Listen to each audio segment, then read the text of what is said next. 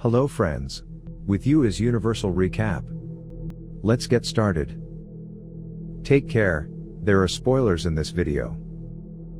Movie: The Conjuring.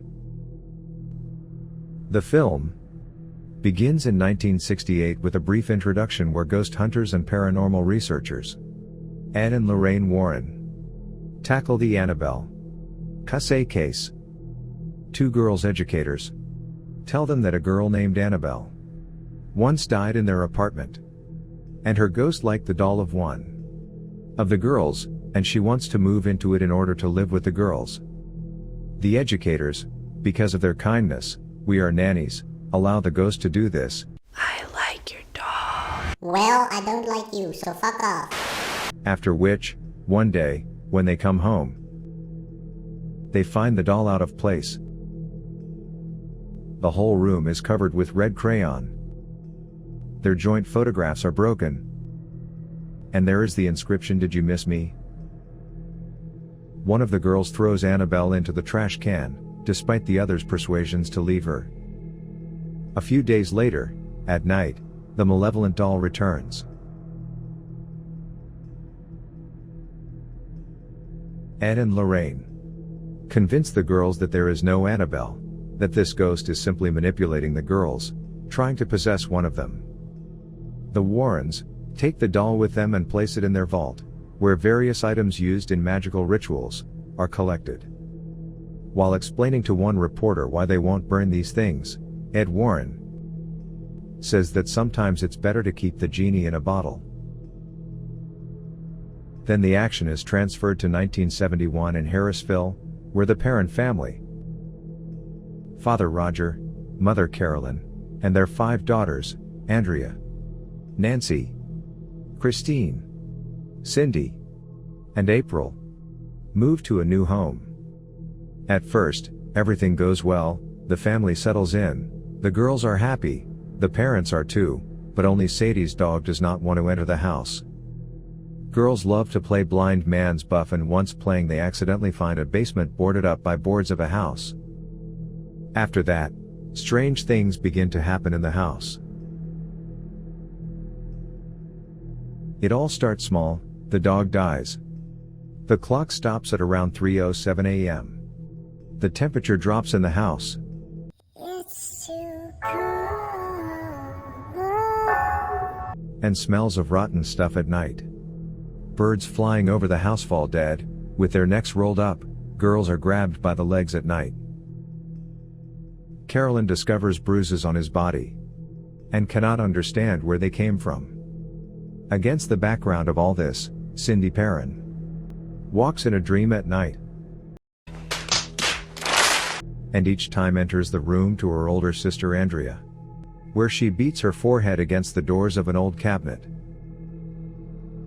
Carolyn then hears her youngest daughter April talking to someone, and April herself informs her mother that she was talking to Rory, a boy who lives in an old music box she found in the house. Later, Carolyn plays blind man's buff with her daughter and enters Andrea's room, where the doors of the closet, which Cindy beats against at night, open by themselves, and hands stick out of things and start clapping. Carolyn, hearing this, goes to the sound and believes that she has caught April, but after looking in the closet, she finds nothing. The girl was hiding in the next room. Oh shit! A ghost! You motherfucking ghost! After some time, Roger leaves for a business trip. At night, Carolyn, already going to bed, hears claps and believes that the girls have decided to play. But they are all asleep. And then the photographs, hung along the wall, plummet to the floor. Carolyn, hearing sounds, go to the basement, and it seems to her that someone is there. When she is about to leave the basement, the door slams shut. Then a light bulb burst and Carolyn hears a child's voice, inviting her to play blind man's buff, after which someone's hands clap. Oh shit! A ghost! Meanwhile, Cindy comes back to Andrea's room in her sleep and bangs her head on the closet. Andrea puts her sister next to him, but at the same second, the closet starts knocking again. And then Andrea sees that an old woman is sitting in the closet in a dirty nightie, with disheveled hair and blood in her mouth. The old woman jumps off the closet onto Andrea, who starts screaming. Roger, who has arrived by this time, hears screams and runs towards them. Having freed his wife first, he runs to Andrea's screams. Running into the room, Roger sees only Andrea twitching on the floor. Then another daughter of Perron, Christina, sees something in her room at night that verbally threatens her family.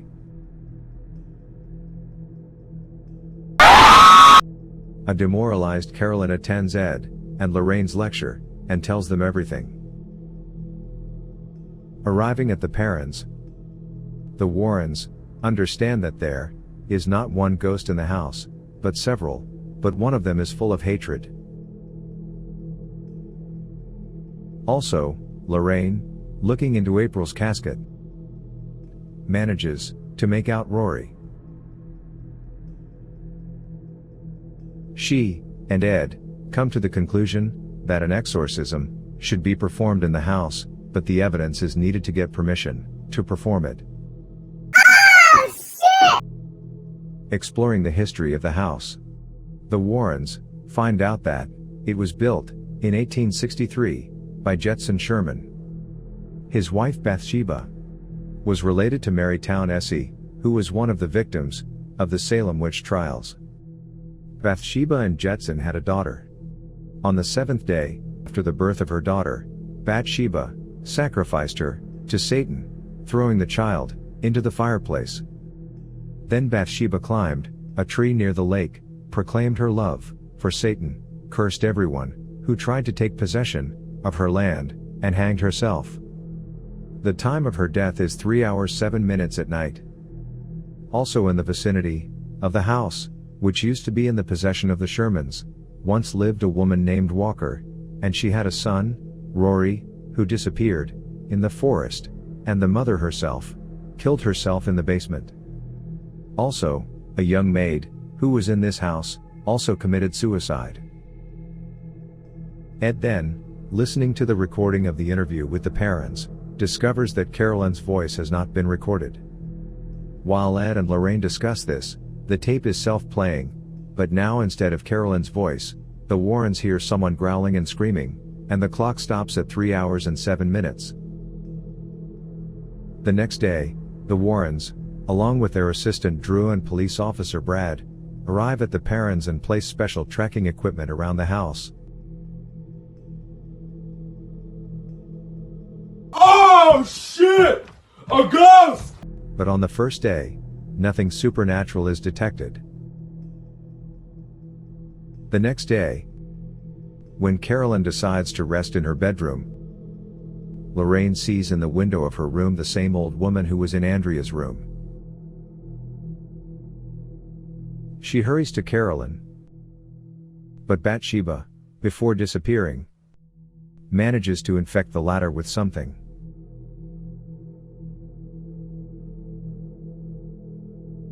Carolyn, however, acts as nothing happened. Later, at night, Brad is confronted by the ghost of a maid.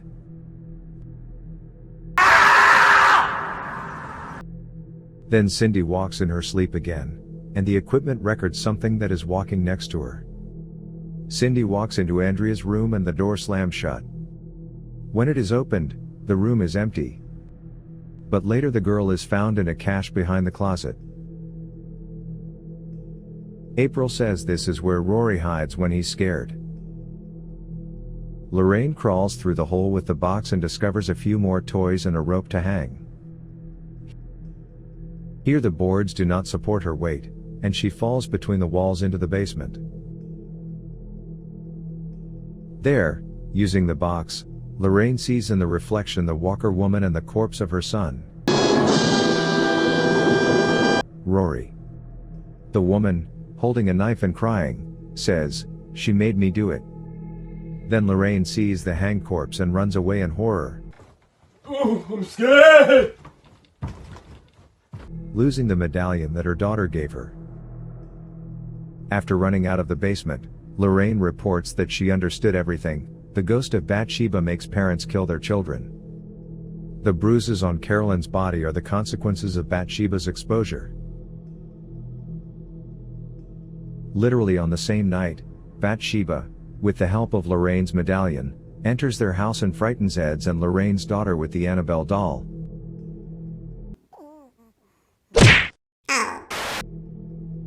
But does not have time to harm her. The Aprons are temporarily staying at the motel. Having gone away for a while, Roger discovers that Carolyn took Christine and April and left in an unknown direction. Lorraine realizes that Bathsheba has finally moved into Carolyn, and she is taking her daughters back to the damned house. Carolyn tries to stab Christine with scissors, but Ed, Lorraine, Roger, Drew and Brad manage to save the child. They try to take the possessed person out of the house, but at the exit, large bruises appear out of nowhere on her body. Bathsheba does not want Carolyn to leave the house. She is tied up, and Ed decides to carry out the exile ritual on his own since there is no time to wait for the priest. Meanwhile, Drew searches for the missing April and finds her under the kitchen floor. He yells about this to Roger, but Carolyn, having successfully escaped, grabs the scissors and runs into the basement under the kitchen to April. In the final seconds, Ed manages to divert Carolyn's attention from April, while Lorraine convinces Carolyn to fight.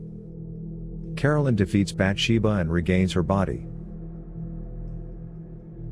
In the final shots of the film, Ed Warren puts the box in his basement, and Lorraine informs him that the Vatican has given permission to conduct an exorcism in the house. The Warrens leave the room, and the camera pans to the box with a raised mirror and music playing. Thanks for watching. Subscribe for more videos of this kind. See you on the internet. Bye.